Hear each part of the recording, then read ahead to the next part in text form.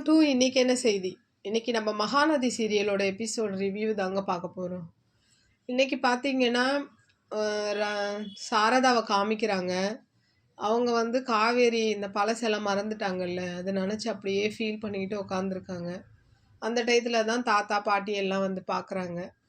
பார்த்துட்டு திரும்ப வந்து காவேரி அம்மா கிட்ட வந்து கொஞ்சம் பேசணும்னு சொல்லி கூப்பிட்டு போகிறாங்க. போனால் நான் கூட நினச்சேங்க, ஒன்று விஜயுடைய சித்தப்பா வந்து எதையாவது பேசுவார், இல்லை விஜயுடைய பாட்டி ஏதாவது பேசுவாங்கன்னு பார்த்தா விஜய் தாத்தா தாங்க பேசவே ஆரம்பிக்கிறாரு. ஏன் சொல்லுங்களேன், விஜய் வந்து ரொம்ப சீரியஸாக இருக்கிற மாதிரியும், அப்புறம் அவர் வந்து கிரிட்டிக்கல் கண்டிஷன் இன்னும் தாண்டலை, அவர் இறந்து போயிடுவாருன்ற மாதிரி கூட இவங்க கிட்ட வந்து பேசி வச்சுருக்காங்க, காவேரி அம்மா கிட்ட. அந்த இதெல்லாம் பார்க்கும்போது என்ன, தாத்தா தான் வந்து இவன் காவேரியும் விஜயும் சேர்றதுக்கு வந்து ரொம்ப இதுவாக இருப்பார். அப்போ அந்த கேரக்டரே வந்து என்ன இப்படி ஆப்போசிட்டாக மாறிட்டாங்களே அப்படின்னு நினைக்கும் போது ரொம்ப கஷ்டமாக இருந்துச்சு எனக்கு. ஏன்னா தாத்தா கேரக்டர் வந்து எனக்கு அவ்வளோ பிடிக்கும் இந்த சீரியலில். இப்போது நம்ம ஆக்சிடென்ட் பண்ண ராகவை கூட ராகவ மேலே கூட நம்மளுக்கு அவ்வளோ கோவம் இருந்தது. ஆனால் இப்போ ராகவை விட எனக்கு தாத்தா மேலே தாங்க கோவம் அதிகமாக இருக்குது. ஏன் பார்த்தீங்கன்னா, அவங்களுக்கு தெரியும் அவங்க 2 பேரும் எவ்வளோ ஆழமாக லவ் பண்ணி கல்யாணம் முடித்து இது பண்ணியிருக்காங்க முதற்கொண்டு தாத்தாக்கு அவ்வளோ தெரியும். ஆனால் தெரிஞ்சிருந்துமே அவங்க 2 பேரையும் பிரிக்கிறதுக்கு தாத்தாவே இறங்கி பேசுவாருன்னு நான் எதிர்பார்க்கவே இல்லைங்க. ஒன்று விஜயுடைய சித்தப்பா பேசியிருப்பாரு, இல்லை அவங்க பாட்டி தான் முதல்ல ஷார்ட் பண்ணுவாங்கன்னு நான் பார்த்தேன். இது என்னடானா அப்படியே மாறி தாத்தா பேசும்போது ரொம்ப கஷ்டமாயிடுச்சு எனக்கு. அதுக்கு வந்து சாரதாவும் அந்த கங்கா இவங்கெல்லாம் அப்படியே ஒரு மாதிரி கஷ்டப்படுறாங்க. ஏன் சொல்லுங்களேன், ஏற்கனவே இந்த சாரதா ஃபேமிலிக்கு ஆல்ரெடி அந்த பசுபதியால் ஒரு பிரச்சனை. அதை தாண்டி கொஞ்சம் வந்தாங்கன்னா இப்போ இவங்களும் கொஞ்சம் பிரச்சனை கொடுக்க ஆரம்பிச்சிட்டாங்க.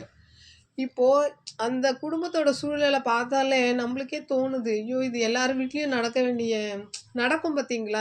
நம்மளோட சர்க்கிள்லேயே இந்த மாதிரியோட கேரக்டரோட தான் நம்ம வாழ்ந்துக்கிட்டு இருப்போம். எப்படி இப்படிலாம் யோசிக்கிறாங்கன்னு, அதுவும் தாத்தா வந்து ஏன் இப்படிலாம் பண்ணுறாருன்ற மாதிரி இருந்துச்சு. ஆனால் அதுக்கப்புறம் தனியாக போய் கங்கா பேசும்போது அவங்க அம்மா கிட்டலாம் கரெக்டான பாயிண்டெல்லாம் எடுத்து வைப்பாங்க. குழந்தைய கொடுத்துட்டா காவேரிக்கு என்ன பதில் சொல்கிறது அப்படின்லாம் கரெக்டான பாயிண்ட்டு தான் வைப்பாங்க. ஆனால் நிவின் சொல்வார் இல்லையா, அவங்க சித்தி சித்தப்பா இருக்கிற தைரியத்தில் தான் அவங்க அப்படிலாம் பண்ணுறாங்க அப்படின்ட்டு. ஆனால் சாரதா வந்து அந்த இடத்துல ஒத்துக்க மாட்டேன்ற மாதிரி தான் போயிருப்பாங்க. ஆனால் அந்த பாட்டி இருக்காங்க பார்த்தீங்களா, பொண்ணும் போயிட்டா பேரனும் போயிடுவான். எப்படிங்க ஒருத்தரால் வந்து அவ்வளோ உயிராக வச்சுருக்காங்க பேரனை, ஆனால் எப்படி தான் அவர் செத்து போகிற அளவுக்கு சொல்கிற அளவுக்கு அந்த வாய் வந்ததுன்னு எனக்குமே தெரில. ஏன்னா அவங்க வந்து அவங்க பேரன் மேலே அவ்வளோ உயிரை வச்சுருக்காங்க. இப்போ நம்மளா இருந்தால் சொல்கிறது கூட யோசிப்போம், ஐயோ என்னடா இது அந்த மாதிரி ஆயிரமோன்றது நம்ம மனசுலேயே ஒரு பதட்டம் வரும். நம்மளா இருந்தால் அந்த பொய்யெல்லாம் சொல்ல மாட்டோம் நம்ம பிடிச்சவங்களுக்காக. இவங்க இந்த தாத்தா பாட்டி 2 பேருமே அதை சொல்லும் போது எனக்கு அப்படியே அதிர்ச்சியாக தான் ஆயிடுச்சு. என்ன இவங்க இப்படி சொல்கிறாங்களே அப்படின்ற மாதிரி.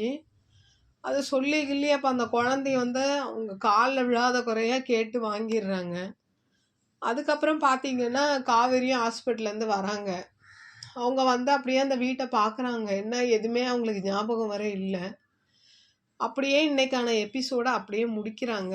நாளைன்றதை காமிக்கும் போது ஒரே ஒரு சந்தோஷங்க எனக்கு. விஜய் வந்து கண்ணை முழிச்சு ஃபஸ்ட்டு கேட்டது காவேரி குழந்தைய தான் கேட்குறாரு. தாத்தா பாட்டியை கூட கேட்டாரா என்னன்னு நம்மளுக்கு இதுவாகலை, அந்த எபிசோடில் காமிக்கல. ஆனால் ஒரு சின்ன சந்தோஷம் விஜய் அண்ட் காவேரி ஃபேன்ஸுக்கெல்லாம் ஒரு சந்தோஷம்னா, அவர் வந்து கண்ணை திறந்து ஃபஸ்ட்டு கேட்டது காவேரி குழந்தைய தான். அப்படி கேட்டு தான் அந்த எபிசோடு முடிச்சிருக்காங்க. நாளைக்கு என்னன்ற எபிசோடு பார்த்துட்டு நான் உங்களுக்கு ரிவ்யூ சொல்கிறேன். என்னோடய சேனல் பிடிச்சிருந்தா லைக் பண்ணுங்கள், ஷேர் பண்ணுங்கள், கமெண்ட் பண்ணுங்கள்.